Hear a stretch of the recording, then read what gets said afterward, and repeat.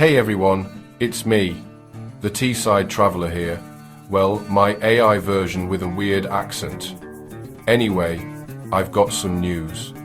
This time, I'm not heading to Kefalonia or any of the Greek islands for a cold mythos.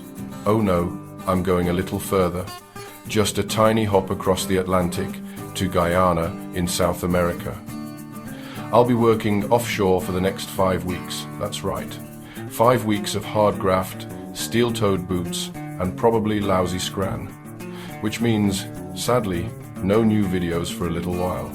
I know, how will you cope without your weekly dose of the Teesside Traveller? Don't worry, I'll be back before you know it, full of new stories, fresh ideas, and maybe even some sunburn. So keep the kettle on, hit subscribe if you haven't already, and I'll see you all soon. Until then, check out my other videos. They're almost 100 uploads now. So drink some Yorkshire tea, and I'll catch you after Guyana. Cheers, guys.